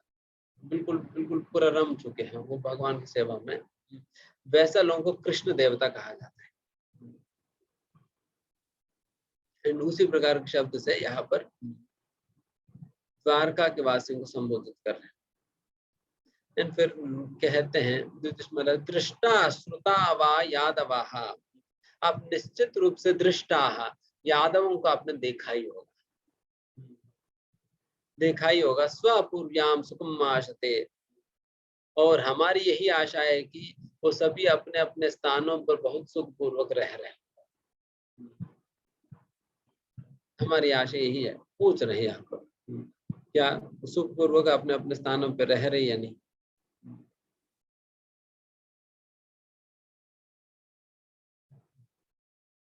आगे बढ़ते हैं। इति उक्तो धर्मराजेन सर्वं तत्समवत्नयत् यथानुभूतं क्रमशो विना यदुकुलक्षयम्। महाराज युधिष्ठिर द्वारा इस प्रकार पूछे जाने पर महात्मा विदुर ने क्रमशः सब कुछ कह सुनाया जिसका उन्होंने स्वयं अनुभव किया था। केवल यदुवंश के विनाश की बात उन्होंने नहीं कही। हरे कृष्ण। इस प्रकार के प्रश्न पूछने पे विदुर महात्मा जो है अपने सारे अनुभूतियों को वो युधिष्ठिर महाराज जी से कहने लगे, और सब कुछ तो सारा प्रश्नों को तो समाधान तो दे दिया, बट जो आखिर प्रश्न है उसके ऊपर मैं कुछ कहा नहीं। यदुवंश के विषय में जो प्रश्न पूछ रहे थे वो सभी लोग सुखपूर्वक अपने अपने स्थान पर रह रहे या नहीं, इसका समाधान नहीं दिए थे। क्योंकि जब तक विदुर जी यहाँ पर आए थे तब तक ही यदुकुल की नाश हो चुका था। यदुकुल के नाश हो चुका था, सारा यादव मर गए थे, भगवान श्री कृष्ण, यदुकुल का पूरा नाश हो चुका था। तो इसलिए उसके बिना बाकी सारा बातें कह दिया, क्योंकि चाणक्य नीति के अंतर्गत इस प्रकार से कहा जाता है, अगर कोई बात कोई सत्य बोलने पे सामने वाले को बहुत दुख होगा तो वैसा सत्य नहीं बोलना चाहिए, वैसा सत्य भी नहीं बोलना चाहिए। अगर वैसा सत्य को बोल देने मात्र से अगर सामने वाले को बहुत दुख होगा तो फिर वो सत्य उस प्रकार से नहीं बोलनी चाहिए। इसलिए यहाँ पर विदुर ये बात जानते हुए अगर यादवों की नाश के विषय में अगर पांडवों से कहा जाए, देन यादवों से इतना आसक्त है ये पांडव सभी लोग कि वो बहुत बहुत दुखी हो जाएंगे, वो लोग सहन नहीं कर पाएंगे इस प्रकार के दुख को। एंड अभी इतना समय के बाद विदुर जी उन लोगों से मिलने आए हैं, एंड सभी लोग उन्हें देखकर इतने खुश हैं, एंड सडनली इस प्रकार के दुख समाचार देकर फिर उन्हें और दुखी कर दे तो फिर क्या मतलब है। इसलिए फिर यहाँ पर विदुर महात्मा जो है इस प्रकार की नीति जानते हुए उन्होंने यदुकुल के नाश के विषय में उन्होंने कहा नहीं, बाकी सारे बातें तो उन्होंने सुनाया। नन्व अप्रियं दुर्विसहं नृणां स्वयं उपस्थितं नावेदयत् सा करुणो दुःखितान् द्रष्टुमक्षमः। दयावान महात्मा विदुर पांडवों को कभी भी दुखी नहीं देख सकते थे। अतः उन्होंने इस अप्रिय तथा असह्य घटना को प्रकट नहीं होने दिया, क्योंकि आपदाएं तो अपने आप आती है। उस प्रकार से महात्मा विदुर तो है ही पांडवों के पक्षपाती, और पांडवों का इस दुख को तो देख नहीं पाते थे, पांडवों का दुख देख नहीं पाते थे, तो इसलिए पांडवों को दुखी नहीं करना चाह रहे थे। इसलिए यहाँ पर विदुर ये बात उन लोगों से चर्चा नहीं किया। यदुकुल की कैसे नाश हुआ, क्या हुआ, ये सारे बातें उन्होंने चर्चा नहीं की, सीधा उसको टाल दिए थे। उसके विषय में कोई चर्चा किए बिना उन्होंने टाल दिया। बोला अब देखिए, पहले समय पर लोग कितना सेंसिटिव होते थे सामने वाला व्यक्ति की फीलिंग्स के प्रति ना। सामने वाला, मैं ये बात कहूंगा तो सामने वाले व्यक्ति में क्या फीलिंग हो, क्या उसकी क्या प्रभाव पड़ेगी सामने वाला व्यक्ति पे, इस प्रकार से सोच समझकर वो लोग शब्दों को प्रयोग किया करते, उस प्रकार सोच समझकर उन लोगों के साथ व्यवहार करते थे, बहुत ही सेंसिटिव थे। इसलिए कोई भी असली भक्त मतलब सेंसिटिव होनी चाहिए, सेंसिटिव होनी चाहिए। अगर हम कोई बात बोल रहे हैं, उन बातों की असर सामने वाला व्यक्ति पे कैसे पड़ेगा, उसकी कैसे प्रभाव पड़ेगा, ये बात जानते हुए या समझते हुए, इसकी एक अंदाजा लगाते हुए हमें उस प्रकार की बातें, उस प्रकार के शब्द और उस प्रकार की बातें बोलनी चाहिए। यहाँ पर विद्युत सीधा सीधा तुमने प्रश्न पूछा, मैंने समाधान दे दिया करके समाधान दे दिया होते थे, फिर लोग तो दुखी हो जाते हैं। मतलब कैलकुलेटिव अप्रोच नहीं है। कैलकुलेटिव अप्रोच मतलब अच्छा इस प्रश्न के समाधान, इस प्रश्न के समाधान, इस प्रश्न के समाधान, ठीक है, सारा क्वेश्चन आंसर्ड 100 आउट ऑफ 100 हो गया। तो उस प्रकार की व्यवहार नहीं यहाँ पर, कैलकुलेटिव अप्रोच नहीं है, बल्कि सेंसिटिव अप्रोच है। मैं ये बात इन शब्दों को प्रयोग करूंगा, सामने वाला व्यक्ति पे क्या असर, तो हमेशा इस प्रकार से सामने वाले व्यक्ति के फीलिंग्स को ध्यान में रखते हुए हमें अपने व्यवहार और अपने बातें, हमें उन चीजों को प्रयोग करनी चाहिए। नहीं तो फिर हम बहुत दुखी करेंगे लोगों को एंड हम बाद में दुखी हो जाएंगे।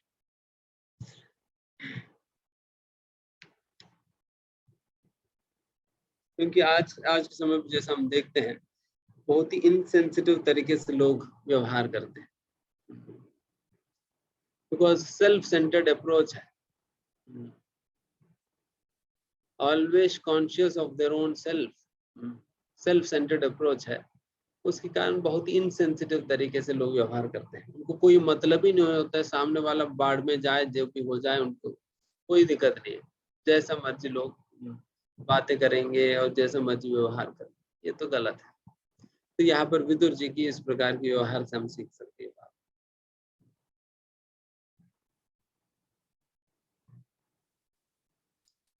तो अभी 14th श्लोका से हम अगले बार हम चर्चा करेंगे। तो यहाँ पर आज के समय समाप्त हो। किसी को कोई प्रश्न है? अभी 8-9 मिनट है हमारे पास।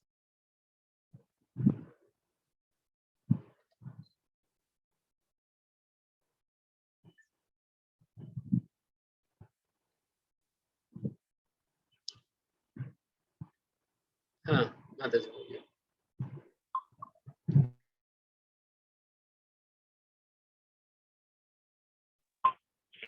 हरे कृष्णा प्रभु जी, मेरा ये डाउट था कि जैसे गंगा और यमुना जो थे वो खुद भी तो शुद्ध भक्त थे, तो ये हम कैसे समझ सकते हैं कि गंगा यमुना दूसरे शुद्ध भक्त की सेवा कर रहे थे तो इसलिए वो पाप से मुक्त हो रहे थे। और प्रभु जी मेरा एक और डाउट था, जैसे मंडूक मुनि जो थे वो भी तो भगवान के बहुत बड़े भक्त थे, और भगवान बोल रहे हैं कि अगर कोई भगवान के भक्त होता है तो फिर जो गलती से हमारा जो अपराध हो जाता है वो भगवान उसे क्षमा कर देते हैं। पर प्रभु जी मंडूक मुनि भी तो भगवान के भक्त थे, तो फिर उनको क्यों नहीं क्षमा किया भगवान ने?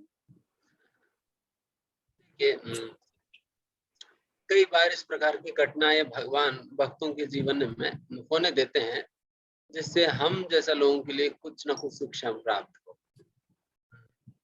कुछ न कुछ शिक्षा हम जैसे लोगों के लिए प्राप्त देने के लिए इस प्रकार की घटनाएं शुद्ध भक्तों के जीवन में होने देते हैं। हालांकि उनके साथ इस प्रकार से होने की कोई जरूरत ही नहीं है, बट फिर भी इस प्रकार से होने देते हैं ताकि कुछ शिक्षाएं हमें देने की, है ना।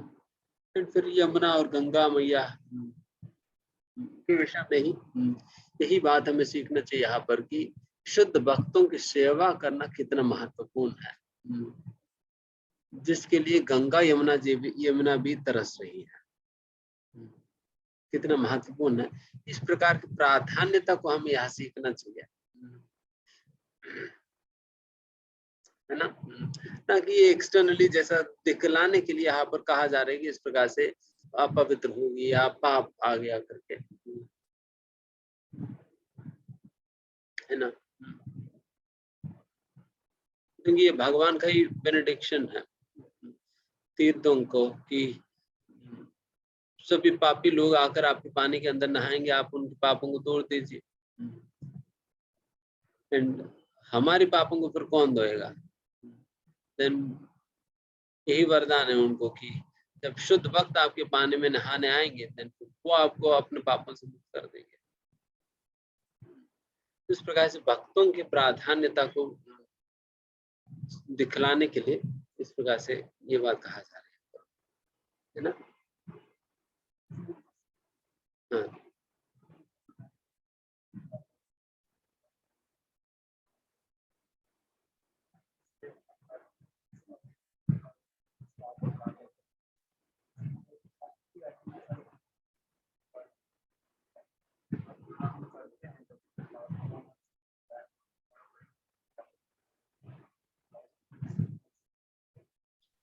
यहाँ पर पूछा जरा अपिचेत सुधराचारो भजते मानवन्य भक्त, जो श्लोक आपने कहा है, अगर हमसे कोई एक्सीडेंटली गलती होने पर तो भगवान क्षमा कर देते हैं।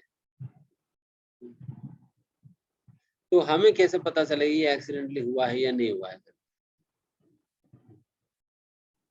तो इसके विषय में बात यह है कि ये एक्सीडेंटली हुआ है इंटेंशनली हुआ है निर्धारित करने वाला हम नहीं है, वो तो भगवान करेंगे, निर्धारित वो करेंगे। तो हम नहीं सोचने ठीक है मेरे से एक्सीडेंटली हो गया, इंटेंशनली नहीं हुआ। इस प्रकार से अपने आप को ब्लफ करने की कोई मतलब नहीं रहा। रादर ये डिसीजन तो ऊपर वाले लेंगे कि सच में आपसे एक्सीडेंटली गलती हुआ या इंसिडेंटली या पर्पसफुली आपने किया, तो भगवान करेंगे, बिकॉज भगवान ही जानते हैं आपकी क्या इंटेंशन है। कई बार हम अपने इंटेंशन को भी नहीं पहचान पाएंगे क्योंकि हमारा मन इतना धोखाबाजी है कि मन अंदर से कहे कि अरे तुम्हारे अंदर ऐसा कोई गलत भावना था ही नहीं, तुम्हारी इंटेंशन ठीक है, कार्य हो सकता है गलत है बट तुम्हारी इंटेंशन तो बिल्कुल शुद्ध है, बिल्कुल शुद्ध है। तुम्हारे इंटेंशन में कोई गड़बड़ी नहीं करके हमारा मन तो कई बार धोखा देगा अगर आप खुद ही जानने को प्रयास करें तो इसलिए भगवान हमसे नहीं पूछने वाले, भगवान को पता है कि हमारी क्या इंटेंशन है। तो इसलिए फिर जो एक्सीडेंटली हुआ है वो उसका क्षमा कर देंगे, फिर जो पर्पसफुली किए हैं तो उसका दंड देंगे। यस प्रोजेक्ट जितेंद्र प्रभु।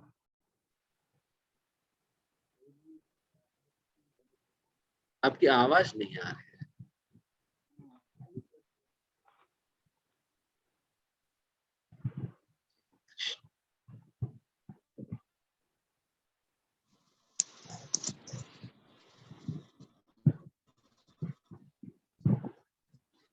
प्रभु जी आवाज आ रही है आपको? हाँ अभी आ रहे। हरे कृष्णा। जी जी आ रहे। प्रभु जी दंडवत प्रणाम। प्रणाम प्रभु जी। एक तो मुझे ये पूछना था कि जैसे भगवान स्वयं कहते हैं 10वें अध्याय में कि मैं इंद्रियों में मैं मन हूँ, और अक्सर जब हम कुछ भी उल्टा करने के या किसी को वो करते हैं, किसी को आक्षेप करते हैं या एलिगेट करते हैं तो हम कहते हैं तुम्हारे मन ने ऐसा किया। जैसे अभी भी चर्चा चल रही थी कि मन हमारे को बहुत, तो मन तो स्वयं, जब भगवान कह रहे हैं मन तो भगवान ही है, तो फिर क्या ये काम बुद्धि के हैं? एक तो मेरा प्रश्न ये है,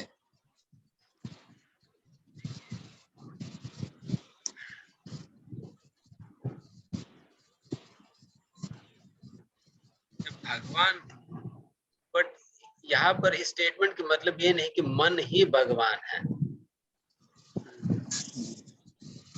स्टेटमेंट का अर्थ ये नहीं कि मन ही भगवान है, ये नहीं है, बल्कि ये समझना है कि जैसे भगवान कहते हैं कि मैं पर्वतों में हिमालय हूँ, पेड़ों में अश्वत्थ पेड़ हूँ करके, तो हिमालय भगवान नहीं बने, या हिमालय को भगवान की तरफ पूज नहीं सकते, हिमालय को आप भगवान की तरफ स्वीकार भी नहीं कर सकते। केवल भगवान का ऐश्वर्य को समझने के लिए, एक अंदाजा के लिए इस प्रकार की बातें भगवान ने कहा है। हालांकि हिमालय ही क्या भगवान है, भगवान के, बल्कि जितने सारे पर्वत भी है, सारे ही पर्वत भगवान से ही तो प्रकट होते हैं, बट भगवान के ऐश्वर्य के अंदाजा लगने के लिए इस प्रकार की शब्दों का प्रयोग किया जाता है। एंड दूसरा, एंड फिर यहाँ पर डेफिनेटली ये जो मन, इंद्रिया, बुद्धि का फंक्शनिंग के विषय में थोड़ा समझेंगे तो देन फिर गलती कहाँ पर है पता चलता है, क्योंकि गलती वैसे तो तीनों स्थानों पे है। क्योंकि जैसा गीता में 3रा अध्याय में जो भगवान कहते हैं, काम कहाँ कहाँ रहती है,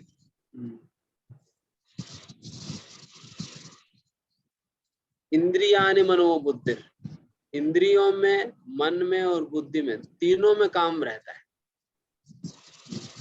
इसलिए गलती तीनों का ही है, इंद्रिय का भी, मन का भी, बुद्धि का भी, तीनों का ही गलती है।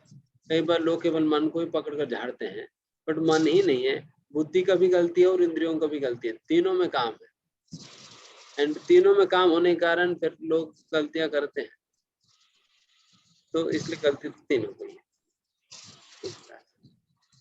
प्रभु जी, एक्चुअली में एक चर्चा के अंदर वो ये कह रहे थे कि क्या नाम, एक मेरे मित्र ने कहा कि मन कुछ भी नहीं होता, सिर्फ बुद्धि बुद्धि होती है। कि जो काम, जो भी कुछ होता है वो बुद्धि करती है, बुद्धि सोचती है, बुद्धि क्या नाम भक्ति कर रही है, वो भी बुद्धि का ही काम है। वो कहता है मन होता ही नहीं है। नहीं, शास्त्र में कहा गया मन का अपना अस्तित्व है, इसलिए उसको डिस्टिंक्टली बताया जा रही, इंद्रियानि मनः बुद्धि है करके, तीनों का अपना अपना एग्जिस्टेंस है। ऐसा नहीं कि मन का कोई एग्जिस्टेंस ही नहीं है।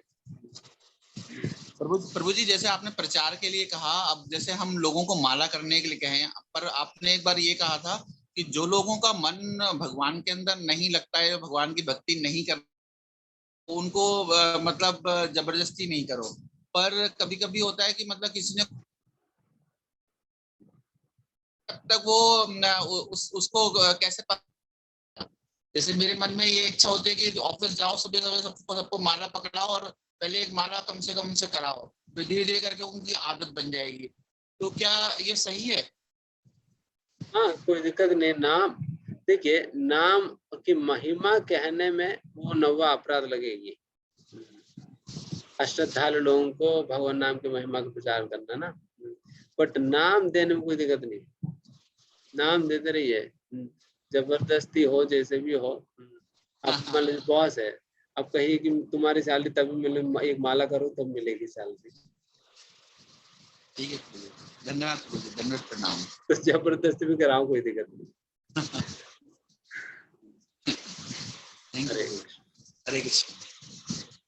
ओके, हरे कृष्ण प्रभु जी, हरे कृष्ण, धन्यवाद। प्रभु जी, आज मैं ऑफिस में ये मेरे कलीग है जो जिनसे मैंने बात करी, तो पता चला कि उनका भी काफी इंटरेस्ट है स्पिरिचुअलिटी में, और वो कई जुड़े भी हुए थे। बट उनका प्रश्न ये रहा है कि वो कहते हैं कि मैं नॉनवेज खाता हूँ और वो इसलिए मैं नहीं जाता, या फिर इसलिए मैं नहीं कर पाता, मैं नहीं करता, मैं मतलब थोड़ा सा हेजिटेट करते हैं, कहते हैं मैं क्या करूं। वही एक उन्हें बताया कि जो ज्यादा बीमार है उनको ज्यादा जाना होता है हॉस्पिटल।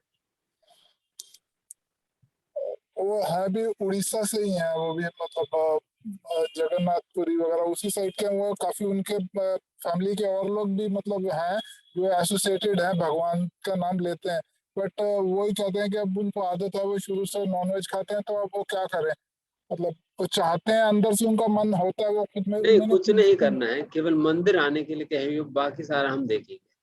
ठीक है प्रभु जी। बस आप मंदिर लाइए, मंदिर लाकर आप जोड़िए यहाँ पर गीता कोर्स में वगैरह। अच्छा उनको नॉनवेज खाने तो खाने दीजिए अभी, बाकी भगवान छुड़वाएंगे उन्हें, बस आकर जुड़ जाए, सारा बीमारी तो ठीक हो जाएगी। हरे कृष्ण। हरे कृष्णा प्रभु जी, दंडवत प्रणाम। प्रभु जी, जैसे आपने बताया था कि जैसे पर्पसफुली या एक्सीडेंटली या मतलब जो मिस्टेक्स होती है, तो फिर किस फॉर्म में दंड मिलता है? जैसे अगर पर्पसफुली, अगर मतलब काफी सारे अनर्थाज होते हैं हमारे अंदर, थोड़ी सी भी अगर मिस्टेक हो जाती है, तो फिर उसका फॉर्म क्या होता है दंड का?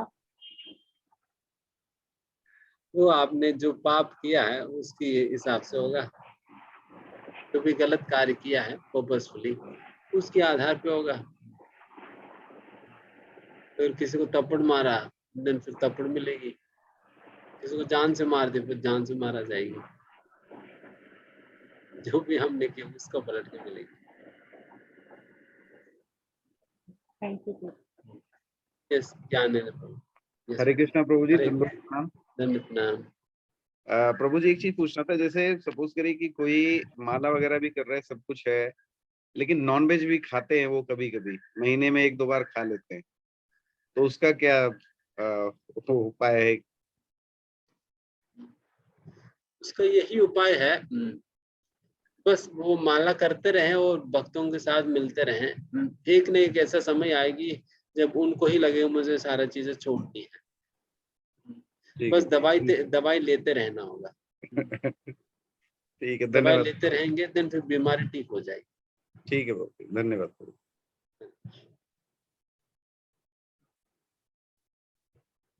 ओके, यहाँ पर समाप्त करते हैं। धन्यवाद। हरे कृष्ण। ग्रंथराज श्रीमद् भागवतम की, श्रील प्रभुपाद की जय। Hare Krishna. Hare Krishna, Hare Hare Hare Hare Krishna Krishna Krishna Hare Hare Hare. Thank you very much. आप सबका भी, जैसा प्रभु जी ने बता रहे थे कि नाम जप करने से भगवान बहुत प्रसन्न होते हैं, लेकिन उससे ज्यादा प्रसन्न होते हैं अगर हम किसी दूसरे से भगवान का नाम जप कराएं। तो हम सबको प्रचार कार्य में भाग लेना है। सबसे पहले है कि हम अपनी साधना को स्ट्रॉन्ग करें, उसके बाद हम प्रचार कर सकते हैं। जैसे यात्रा होने वाली है गोवर्धन और कामवती, तो हम ये देख सकते हैं कि वहाँ पे उस दिन बताया कि हम धाम में जा रहे हैं, तो धाम में जाकर केवल दर्शन करना जरूरी नहीं है। दर्शन करना है तो केवल आंखों की एक्सरसाइज है, जैसे हम बैठकर आंखों की एक्सरसाइज करते हैं। वहां पर जाकर सेवा करना जरूरी होता है। हम सब लोग मिलजुल कर वहां पर सेवा करेंगे। हर सेवा में कोशिश ये करना है कि हम भाग लें, चाहे वो किसी प्रकार की सेवा हो। और प्रभु जी ने आज वैष्णव की क्या महिमा है इस पर विशेष बल दिया, विशेष तरीके से बताया गुरु जी के माध्यम से। तो वैष्णव का संगति हमारा जीवन परिवर्तित कर सकता है। तो हमें प्रयास करना है कि ज्यादा से ज्यादा वैष्णव का संग करें। अगर यात्रा पर जा रहे हैं तो वैष्णव का संग करें, कहीं इधर उधर ना जाएं। तो आप सभी का बहुत बहुत धन्यवाद। इस प्रकार से एक और एग्जाम्पल प्रभु जी दे रहे थे, गंगा यमुना किस प्रकार से पवित्र हो रही थी वैष्णव का संग करके। भगवान भी कहते हैं कि मैं वहीं रहता हूँ जहाँ मेरे नाम का कीर्तन होता है, मतलब कीर्तन वहीं होगा जहाँ पर वैष्णव होंगे। और धाम की अलग अलग महिमा तो प्रभु जी ने बताई थी आज। तो जहाँ पर वैष्णव होते हैं, जहाँ पर भक्त होते हैं, वहीं धाम होता है। तो थैंक यू वेरी मच, आप सबका बहुत बहुत धन्यवाद। तो फिर हम नेक्स्ट वीक मिलते हैं इसी सेशन में। हरे कृष्णा। हरे राम प्रभु की जय। श्रील प्रभुपाद की जय। हरे की जय। हरे कृष्णा।